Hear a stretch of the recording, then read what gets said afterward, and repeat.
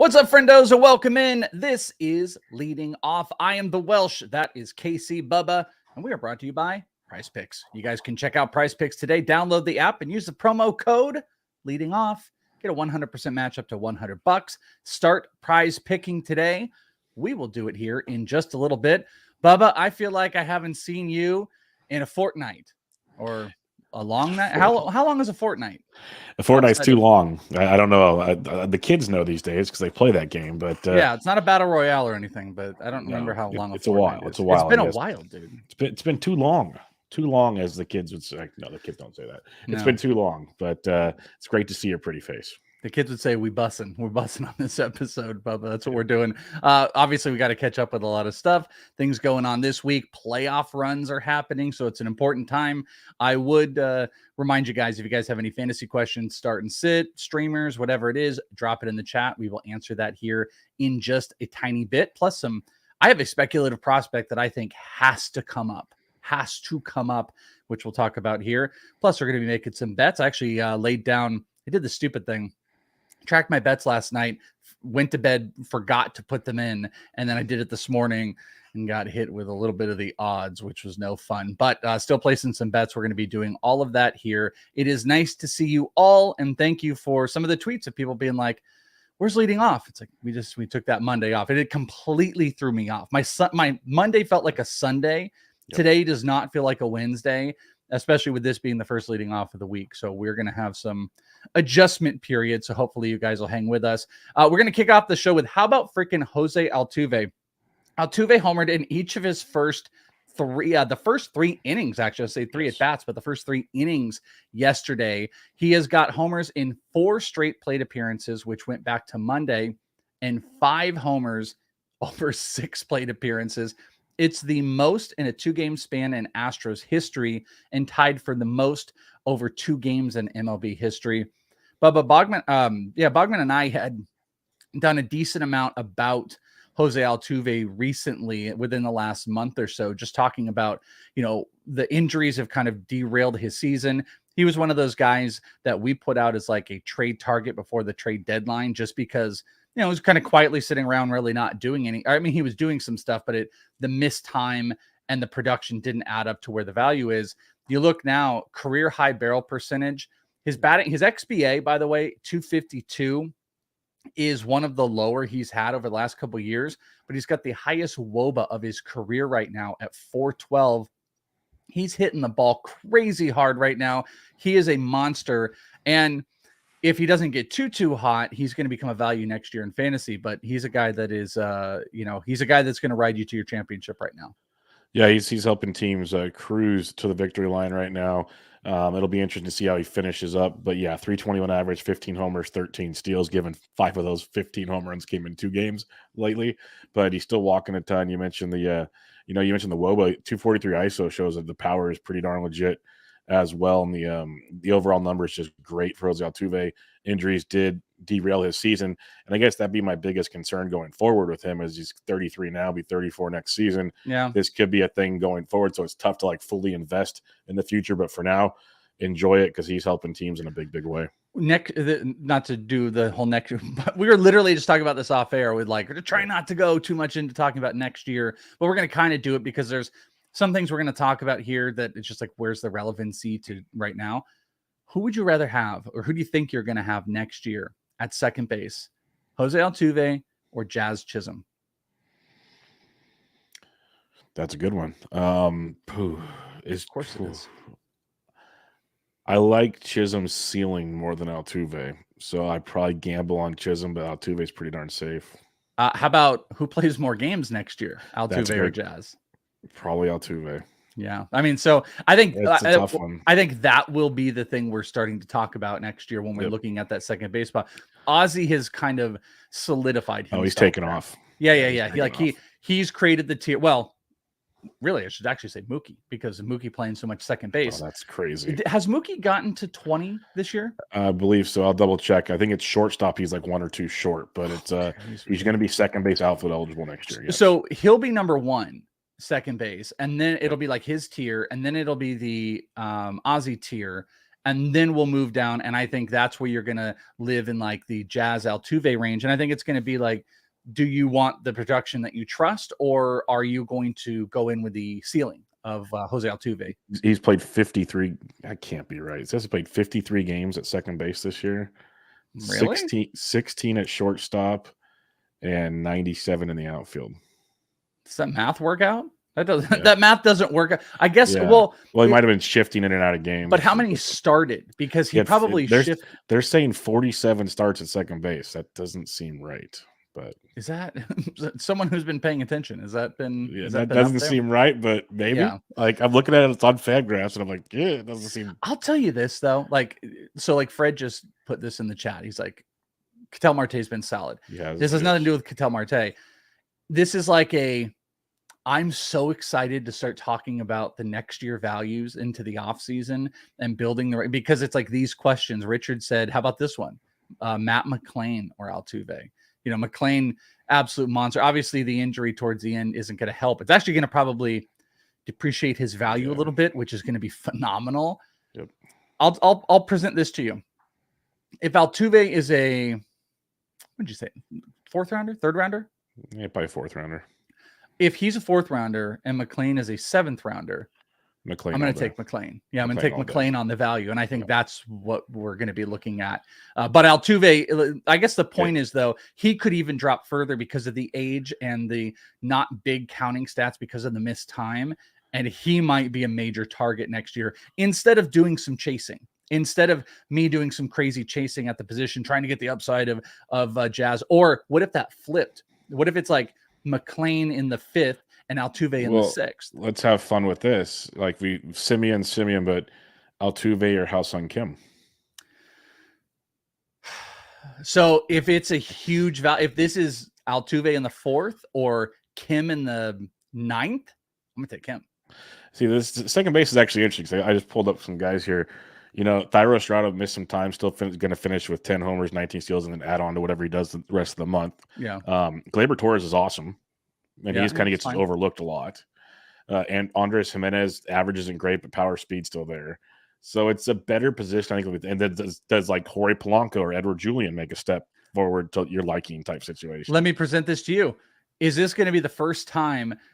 We usually actually do it with third base, but this is the first time in forever. First time in forever that we're not going to cry about second base. It actually might be deep. Literally pulling that page up. I'm like, I could live with 10 to maybe 50. At this point in time, obviously we'll break it down more, but I could sleep at night going, okay, one of these top 15 guys. Okay, cool. I can live with that. I think that's what's going to be nice. It's really going to be about what that, the position is going to end up looking like. Reminder again, any questions, pop them in. We're going to be answering them for your playoff runs here in just a tiny bit. Also in the news, Angels manager Phil Nevin was speaking to reporters on Tuesday, said that Ohtani's right oblique injury is, quote, just a tiny bit of inflammation. He was a late scratch on Monday. It kind of followed with saying he's going to avoid the injured list, at least for now, and they'll be monitored day to day. I am still shocked that Ohtani is going and that he hasn't shut it down. There are people clamoring, shut it down, get the injury. Eno and I, if people want to listen on Rates and Barrels, we actually talked about this situation. And Eno, I'm forgetting what the surgery was, had described a type of surgery that you can do that could knock you down for 6 months, which it's the one Trevor Story had. I think so. And it's like a brace almost, not a. That's what it is. It was, it was like a brace in the arm. And what that would do, that could bring him back hitting by spring training. He actually, if you were to go now, because what they said was the recovery time is like a 6-month period, but you can start hitting after 4. If he did it now, he could start hitting in January, which would get you good for March, April, and then maybe wherever he is, doesn't look like it's going to be the Angels now, all that like, they're going to sign back with the Angels, all that nasty stuff. If you want to play it a little slow, maybe he doesn't pitch until May, and that gives him more time to recover. I'm saying all this to say that the injury that he's got has looked like it's not as serious if you hit, you're not going to re-aggravate it too much. So you can continue to hit, but the potential options here versus what he can do the rest of the season, they do not make sense. for what he's doing right now. If you're going to go land your big contract, you're trying to recover. If you're dealing with any little tiny bits of inflammation, if I see the word inflammation when you have a potential Tommy John surgery looming right now and you're a two-way player, shut it down. So I'm shocked that he's still not shut down, but that's the latest news about it. I've got him in a head-to-head playoff run right now, and it is absolutely brutal. And he's a hitter pitcher. Now he's a hitter, and I don't know if I trust to start him. And I think it's going to sink me, Bubba. Yeah, I hope it doesn't sink you. I can see where your head's at on that, though, because I think there's a lot of people with those same sentiments out there right now. He should have had surgery a while ago. Like this oblique thing, it came out later on Monday, earlier in the day. His agent, Ohtani's agent, even came out and said Ohtani will have a procedure. His goal is to DH all of next season and pitch in 2025. Thus, what you and Eno were talking about. And the first thing that came to mind was the Trevor Story deal, because 6 months gets you back out there playing catch. You said 4 months hitting. And that's going to help him out a ton, obviously, in the contract side of things. But that means you need to have it now. You have to have it now. Yeah, exactly. Because if you wait to finish out the year, then you're going to start a hitting program in February when camps are going up. You do it now, and you're leading yourself into spring training, and you can be okay. It's so weird because we talked about, okay, maybe if he plays out the season, that means he'll sign with the Angels again on a short deal because they can, okay, if you missed the first month, whatever, we've had you this time, great. It's just such a weird situation. I don't get it at all. Did you see in one of the greatest things of all time, the photo shoot from yesterday with just the guy, just like some random guy? Did you see what I tweeted out about it? Apparently not. No. There's a picture and it shows the guy standing there, and then in front of it's like Trout and Rendon and stuff. I said the only thing crazier than a stand-in for Ohtani, because they're going to basically Photoshop his face on him. The only thing crazier than that is Anthony Rendon remembered how to put a baseball jersey on. Oh, dude. I mean, I think Rendon's the worst. Like, you see what he did the day before? Oh yeah, no, I know. He did no habla Ingles when someone tried to interview. I think he's one of the worst. And there are people scum. And there's problems because like there are guys that kind of suck but are beloved. Like, listen, Greinke kind of sucks in some ways. Like, he's not a pleasant person to other baseball players, to fans. He does quirky things that sometimes suck, but sometimes are also like really funny. So he's a kind of like, he's kind of jerky, but in a way that we can relate with at some points. Like for instance, in spring training last year, I've actually seen this guy. There was this guy that has this entire jumpsuit that's like it's like a weed jumpsuit. It's most ridiculous that he looks like an insane person. And he had asked Greinke for his autograph, and Greinke looked at him and he said, "If I can take a picture of you." And sure enough, he did, and he posted it. Like, that's funny. That's actually really funny. Rendon sucks. Like, he's not like he I don't know what the redeeming quality about him is in general. He just stinks. Yeah, it's bad deal all around. Yeah. So hopefully that gets resolved quickly also. Maybe that's what Ohtani's waiting for. You either get rid of him or I'm going to play it out and go somewhere else. Oh my God, that would be the coolest, that'd be the best. But yeah, it's a disaster, and I'm so excited. We're all excited for actually, as a card person, I think Topps should take that picture of the stand-in Ohtani and make that a card of that. That should be like an air or an alternate card or something. 100%. That would be amazing. Like, you have the team picture card, like the Angels card, but half of them, like a quarter of them, have the fake Ohtani. Perfect. So funny. It'd be so funny. Julio Rodriguez, 2 for 5 with 4 RBI yesterday, 2 homers, I believe, as well. Since August 1st, check this out. Julio has played 29 games since August 1st. Bubba, are you looking at the sheet? I just pulled it up. I haven't read it. Don't look at it. Don't look at it. Okay. How many games of those 29 games has he not registered a hit? Since I play him in DFS almost every single day and on props, out of the 29 games you said? Yeah. I'm going to say he didn't register a hit in 4. You nailed it. You absolutely nailed it. 4 games. 4 games of his last 29 since August 1st. He has not had a hit in that period of time.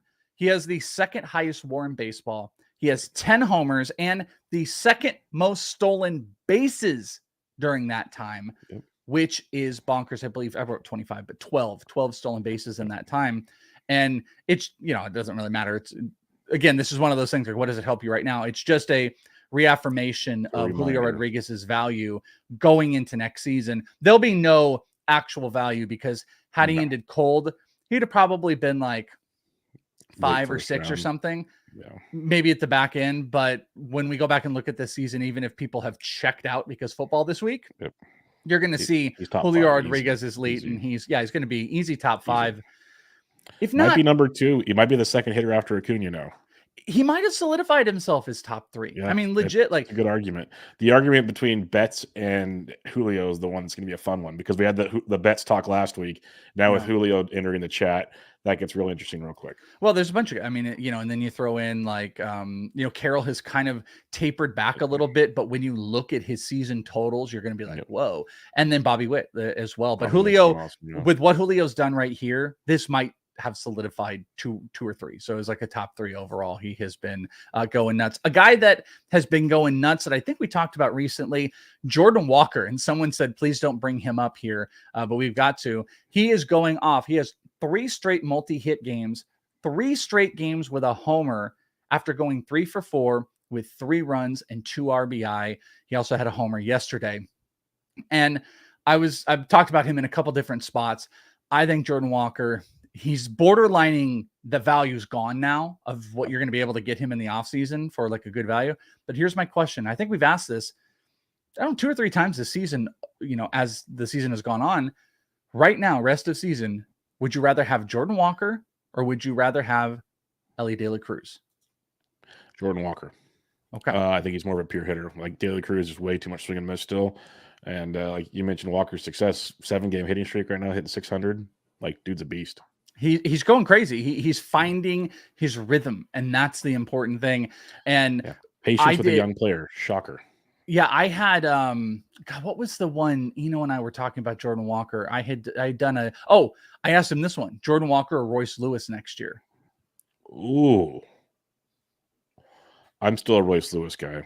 But I respect. I won't. That's one of those I won't argue you if you pick Jordan Walker. That's very fair. Eno and I both picked Jordan Walker for next year. But my question for the rest of this season: teammates, Jordan Walker or Tyler O'Neill? Oh yeah, Tyler O'Neill had 3 hits yesterday as well. I think I go Walker. Yeah, Marmol still. I think he still deep down hates Tyler O'Neill. So it feels like like I think there's always a chance. But like I don't. Jordan Walker is just on a complete tear right now. Lower strikeout guy, makes really good, really big hard contact. I think Jordan Walker is a guy we could see hit 30 homers next year. And I don't know if that's like people like duh or not, but like he hasn't hit quite at the level. And I don't think his pace numbers go there, but I think he's going to hit 30 homers next year, especially as he's found his comfortability. And I think a really good key to like young players like this, maybe you can throw it out for veterans, but a guy that can come up, can struggle, can be sent down, can come back, struggle, and then just pop. You've overcome that adversity. And I think you can take a lot of that going 100%. Into next season. And we'll have a lot of breakdowns of Jordan Walker because he has been pretty awesome. And then finally, just throwing this out, Giancarlo Stanton reached his 400th home run with the Yankees after they beat the Tigers. He's the 4th fastest in Major League history to get to 400 homers, only behind Mark McGwire, Babe Ruth, Alex Rodriguez, and Albert Pujols. Is that these numbers look a little different? The stat, maybe this was like doubles or something, because the numbers that are there are weird. But that was what I saw, that he was one of the fastest to get to 400. So Giancarlo Stanton doing some stuff. Here's some rookie lookies. Jasson Dominguez has hits in every single game he's played. Plus he's hit 2 homers over the weekend. And let's throw on top of it, hitting 3rd for the Yankees. Hitting 3rd. I was very vocal about Jasson Dominguez. A lot of prospects are out there, but I said 12-team, 5 outfielder, not to be like Joe, like I told you, but I did say like this is a guy that I was immediately picking up. I was putting priority over a lot of other. You guys can hear me sometimes. Like we'll talk about a prospect. I don't want to like be like, oh no, because I'm not a black and white guy. Like I think there's gray area with stuff, and there's so many people that will talk at you in affirmatives, like this is how it goes. I don't think that's true, and I don't think anybody knows those, but you'll hear when I kind of perk up about certain guys, and I'll be a little bit more aggressive about them. I was like that with Elly. I was like that with Strand, for better or for worse. And I was like that with Jasson Dominguez coming up, and he has been awesome and hitting 3 for the Yankees, Bubba. Do you trust Jasson Dominguez rest of season as a 5th outfielder in a 12-team? 100%. Yeah, I added him in one of my 12s. He wasn't added in the other 2. I talked about that on my show. So he'll be a heavy target this week. And I've been playing him every day on DFS. He's been too cheap. Batting 3rd in that lineup, the way he's hitting, big fan. He's been nuts. Now, here's a prospect that I think needs to come up. It needs to come up this week. And this is going to be my predictor thing. Because if it doesn't happen this week, I don't know what we're doing.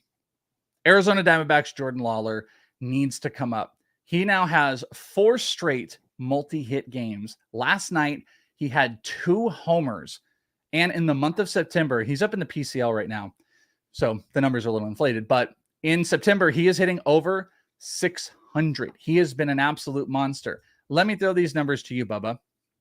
Nick Ahmed, over his last 10 games, is hitting I was about to say a buck, 0.45 with an under 200 OBP and an under 100 slug. He has 1 run, no homers, no RBIs, no stolen bases. Those are over his last 10 games. Geraldo Perdomo hit 250 in August with 1 homer and 14 combined RBI and runs. He is hitting 111 in September. The Arizona Diamondbacks are 1 game out of the wild card right now. Their shortstop is a complete void. It's completely devoid of production right now. Nick Ahmed's got to go. Jordan Lawlar is absolutely on fire. I think he's got 20 homers, 30 plus stolen bases. He needs to get the call. He won't be able to help them for the playoff run because they were stupid and they didn't bring him up before September. Horribly idiotic move, but they got to get some offense from that position. Jordan Lawlar is there. He's a great defender. So Jordan Lawlar has to come up. I would be preemptively adding him right now if he's sitting around just to see if it happens over the next week. I don't know why the hell they would do it with like a week to go, but right now you could get like 3 good weeks out of this guy. So I believe Jordan Lawlar's got to get the call up, and it has to happen in the next like 4 or 5 days. Yeah, it should happen in the next 24 hours. Like the fact Nick Ahmed still has a pulse on a major league roster is enough said. Like you could have literally stopped with Nick Ahmed before you read all the rest of the stats there, and I would have been like, "Yep, sounds good." So I'm with you. I think they only keep Ahmed up for his defense, and I don't think that's that great anymore. So yeah, but you got Perdomo. That's my like. Well, Perdomo was an all-star, and like Dan was like, "Hey, Perdomo was great." Perdomo is a good player. He's a great player to have on your team. Nick Ahmed is a Gold Glove defender. We don't need that. Perdomo's a great defender. Jordan Lawlar is a great defender. There's no bat with Ahmed. Let Ahmed go or do whatever you got to do. Cut him, put him on the bench. Get Jordan Lawlar up and let him get some starts there. And if you're worried about a rookie later in the game, defensively replace him with Perdomo. Mess around with your lineup. Get production. There's literally no production coming out of that spot. And you have one of the best prospects in baseball sitting at AAA. Like he can do so it's got to happen. I think the Diamondbacks got to do it, especially with the wild card race. I could understand like not wanting to start, clocks and blah, blah, blah. But I think he's going to, I think Lawlar has got a decent shot to break camp next year as a starting shortstop. So just click it up now. So that's my take on it. I believe it's going to happen. And if I had the ability to like go preemptively make a move, I'd stash him over the next week if you're in the playoffs. And if you even have the freaking ability to do that, because limited moves are frustrating in fantasy at this point, Bubba, but also at the same time, there's those monsters that would just, run they're rampant. Necessary and they're necessary evil. Yeah, it's a good way to say it. This little rookie looky here, the Baltimore Orioles promoted Jackson Holliday to AAA. He went 1 for 4 with a walk and a double in his AAA debut. And I believe within the next week, we're going to hear that he's going to the Arizona Fall League. So without him being at the majors. Yeah. God, we got to hope so. We only got a couple questions here. So let's answer a couple real quick for whatever you guys got. Michael said Josh Naylor or Jordan Walker rest of season. I go Walker. I'm a huge Naylor fan, but I'll take the hot bat for the final few weeks. I'm going to do the same thing. Hot bats right now are the plays. Now, this was Anthony, by the way. He said, please don't talk about Walker. Held him all season, then dropped him a week and a half ago. I've been there, done that, my friend. Been there, done that. All too familiar. Okay. Richard says, Nolan Jones, Adam Devar, Lars Nootbaar, homer, RBI, stolen base, average, rest of season. I'm a Nolan Jones homer, but I go Lars Nootbaar in that one. He's been playing pretty darn good of late, but I'm a huge Nolan Jones fan. He just went 0 for 5 too. Jones had a double and a stolen base, I think, Monday or Tuesday, yesterday. I like Jones a lot. I might go Jones. I'm going to change my answer because Curlin and I talked about this on Bench with Bubba last night. 14 of the last 20 Rockies games are in Coors. Give me Nolan Jones. I think I'm gonna go with Nolan Jones. Oh, look at you getting Curland. Curland's kind of a big. I can't get Curland on my show. I asked him earlier this year. He's like, nope, go kick sand and suck rocks. And I was like, I will give him a lot of I'll give him a big hard time about that one. No he's big time. So that shows how good Big Bubba is. If you can get Curland, you've made it. Our boy Tone says, okay, guys, I got one for the playoffs today. Head-to-head Cats, shallow rosters, 2 SPs, 2 RPs, 1 pitcher slot. Bench 1 today. Gavin Williams, Joe Ryan, Lance Lynn, Altuve, or Romano. Obviously, he said he's starting Strider. So you got to just bench 1. Gavin Williams. He's been really bad his last 4 starts. What's Minnesota's red hot. It's Minnesota's the matchup today Gavin too, Williams. Right? But you could. Well, I guess so. With the relief pitcher, he has. So that's not even out. I don't know why he gave us the option of Altuve and Romano. You have to start them because you have 2 RPs. They're in. Yeah, unless Gavin Williams may be qualified as a RP in your league. Sometimes that happens with prospects, but the others wouldn't. So, yeah, if you got to, who are the Dodgers playing? They're playing the Marlins. Yeah, I guess I'll go Gavin Williams too. I don't know if I feel great about that. That's why that was a good question. Good job, Tone. Miss you, Tone. All right. Fred said, can we trust Mitch Keller next week? 2 home starts against Washington and the Yankees. I would. He's actually pitched much better. Whereas last 4 or 5 made some pitch mix changes, looking a little bit more like the guy we saw to start the season. Yeah, I'd have to look here. I'm gonna take a little peeker because my initial response wants to be, yeah, I like that first start. The Yankee start isn't as scary as it used to be. I know Keller's been a little bit inconsistent, but God, man, these sites, don't you want this? I just want like bam, bam, bam, bam. Yeah. I can't get them to go because I want to look at his splits. Okay. So in the month of August, he's got a 4.2 ERA over 5 starts, 34 strikeouts, 30 innings. Walks have actually been kept down. He's only given up 2 homers. That's the second least. Actually, that's the least homers he's given up in any given month where he's had 5 or more starts. So that's really impressive. Just his post All-Star numbers have looked bad, but it's picking back up. And in September, in his 1 start, he's been good. Yeah, so that makes me feel better. So I would go with Mitch Keller as well. And then finally, Richard said, next year, Kerry Carpenter, Suzuki, or Jake Berger. Probably Suzuki, finishing the year strong. He's got the best pedigree of the crew, but those are 3 really good options. I'd like to have shares of all of them, to be honest. Yeah, I'd go with Suzuki. Oh, by the way, I was right. Tone said Williams does have still RP sit Williams, though. I'd rather have Altuve and Romano for save chances. Now, if it was a points league, I would feel fine with Gavin Williams. But yeah, some of those guys a little bit later. Let me share something with you, Welsh. Okay. Yeah, I just want to give this to the masses because Gavin Williams has not been as good as people think he's been, and now I'm having the loading fun that you had earlier. You just click on a site. He only pitched 1 inning in his last start. Not sure what happened there. But 4 1/3 with 5 runs against the Dodgers. 5 innings, 3 runs against Detroit. Biggest thing for me, less than a K per, basically a K per inning if you're lucky right now. Yeah. So I'm just worried about the wear and tear, and Minnesota's swinging it really well. Lucas Giolito just oozing off of Gavin Williams, just just making him worse. Get him off that team. All right, injuries. We're giving you the extra show today, as we usually do. Walker Buehler is pitching on Friday at Oklahoma City. Likely 1 more rehab start after, and then he'll be coming up. He's looked pretty good so far. Anthony Rendon shut down for the rest of the season. Anthony Rizzo. What I say? Rendon. Oh, yeah, Rendon's garbage. Good.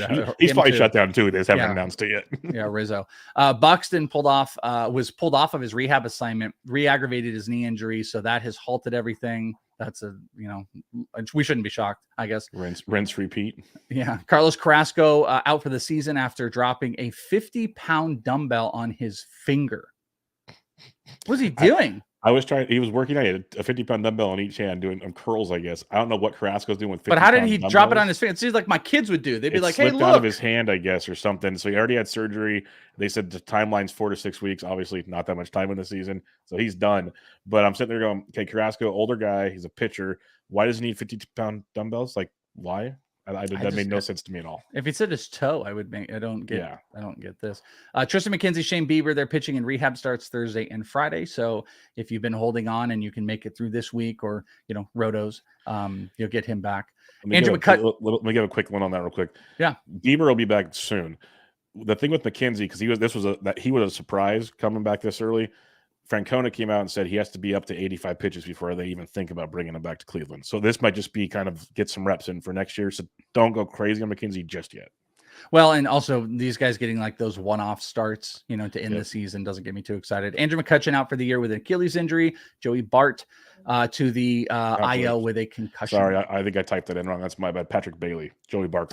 Yeah. Oh, there was a note, by the way, Joey about Bart Joey Bart. Yeah, he was called up, but yeah, Patrick Bailey with the concussion. 3 up and 3 down on the up. Nolan Gorman, hey, quietest almost 30 home run season. He's hit like 25 and 26. He had a 2-homer day, going 2 for 5 yesterday because he had that big struggle in between the season. Brandon Nimmo with a 2-homer game, 2 for 5, 2 homers, scored 3 runs. And Chris Bassett with a great matchup and completely delivered. He went 8 and he struck out 7. On the down, Dane Dunning. Blah. He got them things lit. 4 1/3, 9 earned runs, and 3 homers. He learned from the best, though, Patrick Corbin, even though I don't think they played together. 4 innings, 8 earned runs, and 3 homers. It's just apropos. And Andre Jackson, 4 1/3, gave up 6 earned runs, walked 5. So it was the 5 that I wanted to mention. They're actually, Pedro Avila yesterday also walked 6. Yet he had a decent start in it, which I thought was 6 walks. That was which I thought was a line that was like, what the heck is going on here? Yeah, it was a weird one. We told you we're brought to you by PrizePicks, so check them out today. PrizePicks, promo code leading off, get a 100% match up to $100. You guys can there's lots of sports. There's all the sports you can get in on. You can pair them multi-sport, or you can clearly just play baseball, but there's other things that are starting to kick back up. But go and do it today. Promo code leading off, $100, get you $100. And Bubba and I are going to make some picks. So who are you prize picking today? J-Rod, just keep riding that Great American Small Park bullpen game from the Reds over 9.5 fantasy points. Lindor over 8.5 fantasy points. You'll get more Mets talk from me later, but I love the Mets today against the dawn of the Nats. And Mookie Betts over 8.5 fantasy points going up against Edward Cabrera. So Mookie probably walks at least twice, steals a bag, just things like that. Yeah, that's why I like those fantasy points, because if he does walk and it doesn't screw you on the hit run RBI totals or anything like that. For the prize picks today, I've got Logan Gilbert, fantasy score 32.5 over. Corbin Carroll in Colorado, 8.5 over. Yep. And Bobby Witt, 8.5. They're going up against Tuki Toussaint. Thank you. And yes, please. On the bet side, I was telling you, I had locked in my bets. Well, I locked in what I was going to bet last night, forgot to lock it in, and I got screwed a little bit on my top bet, which was Texas money line. We got a great duel going on today, a pitching matchup, Justin Verlander versus Max Scherzer. Awesome matchup to watch. It's in Texas. Verlander has just been kind of struggly on the back half of the year. The strikeouts haven't quite been there. Scherzer's obviously had his moments as well. I'm betting on them getting to Verlander a little bit earlier. So I'm taking Texas first 5 money line, which is now around like 140. So if you can find a book that has it lower, or, maybe you want to pair it with something or just play it straight, I just really like that Texas money line through the first 5. I also really like Kansas City's team total run through the first 5. That actually moved down, which usually is a bad sign. They went from 110 to minus 105. I don't care. Over the last 3, Kansas City's been scoring over 4 runs per game, and they're going up against Tuki Toussaint, who gets them lit all the time. So I need 3 runs through the first 5 through Kansas City, and that is almost even money. I love that bet. And then finally, Arizona and Colorado through the first 5 over total runs, 4.5. It's pretty juiced. I might play it up to 5.5, which some do, and that I think is close to even money. So Arizona, Colorado, first 5 total over. Kansas City team total runs first 5, and Texas first 5 money line. Those are my bets. What do you got, Bubs? Jasson Dominguez over 1.5 total bases at plus 130, and a great matchup against Detroit. Brandon Nimmo, again, love the Mets, over 1.5 total bases plus 115, 2 homers last night. I don't think he'll have much of a problem getting over 1.5. We'll see. That's gambling. And then Andrew Vaughn over 1.5, wanted to roll the dice there just for the plus money at plus 120. Swinging it really well. Really good matchup there against Jordan Lyles in Kansas City. Yeah. And the other one I did think about was the total runs in the Kansas City Chicago game as well. That's another one you can play. I actually started to play that, and I was going to do the first 5 total runs, which was, I was going to play at 5.5 at like plus 110, but I just love the team total runs for Kansas City. But I'm totally down with that. And this will of course be like Jordan Lyles no hitter through 7 now, and Tuki Toussaint strikes out 12. DFS, we're not playing either one of those guys, but who are you playing today? Yeah, it's a rough one tonight. 6 games on the evening. Pitching's not great. Spencer Strider's expensive, but obviously it's Spencer Strider. You can go Clark Schmidt versus Detroit, striking out nearly 29% of the time versus righties over the past month. If you need to get real frisky, Kyle Gibson, but I prefer not to. Stacks, though. I've hinted at this the entire last 5 minutes. Mets versus Dawn, love it. And then game stack the White Sox and the Royals. Those are my 3 stacks, so we've hit on all those and all of our bets. Like that a ton. If you're looking at values, Mike Massey's 3.3K. You got Velasquez, you got Olivares, all cheap for the Royals. Ronnie Mauricio still cheap at 3.1K against a Dawn. And then if you want a cheap national going up against Budo, it'd be the 4 stack I like. Jake Alou, second base alpha, he's only 2.4K. Not like I don't love Jake Alou, but the value he gives you to get to Strider could be important. Listen to Bubba when he speaks. You know, the guy that like wins tout stuff. So if he's talking to you about DFS stuff, you listen. That's my official term for it. He just wins tout stuff. No destination for Corbin and I. We took a little time off from our vacationing during Labor Day weekend, but we'll be back at it hopefully for Friday, and hopefully we'll be cashing in off of the PrizePicks here for the home run call. Speaking of Corbin Carroll, we do have the board. Look at this. Blue Harvester hasn't finished this off. We're getting close. We're getting very close. Blue Harvester has 54 homers. Number 2 is JJ Tater at 48. Razor Ramon 47. So there's a 6 homer differential. Obviously that can change in a week, but there are only so many weeks that are left. I am still on the board. I'm down there at 9, but I've only got 41. I did cross the 40 marker, which was my goal for the season. So I'm very happy about that. I don't think I'm going to be able to get up there with Blue Harvester. So those are your home run board, home run leaders, which you guys can do if you're over on the premium Discord, if you're on the Discord for FantasyPros. So go and get a premium account. You can do all the awesome stuff they've got in there. And they've got the home run room, which you can make all your calls. Bubba, speaking of, who are you calling for your homer today? Sticking with the Mets in this one, give you Big Meat Pete the Polar Bear, Pete Alonso. He's been heating up again. He's going to go deep on Wednesday. Give me Corbin Carroll or give me death. In Colorado, Chris Flexen? Yup. We're doing that. We're locked into Corbin Carroll today. It's Corbin Carroll day, even though we didn't have a destination. If he hits a homer, we'll be in space and we'll take a picture with that ball in space here. Dan, by the way, asked, Welsh, it's 90 in Vermont. How do you live like this? It was 115 the other day. So I feel it. Corbin Carroll can do it. I can do it. You can do it as well. That's it. We're back in action. We're back here on Friday for a little bit of fun Friday. Bring your guys' questions. We'll talk about some streamers going into next week and everything else. That's Bubba. Find him on Twitter at BDintric. I am Welsh. Find me on Twitter at IsItTheWelsh. Until next time, friends, more leading off action on Friday. Bye. Peace.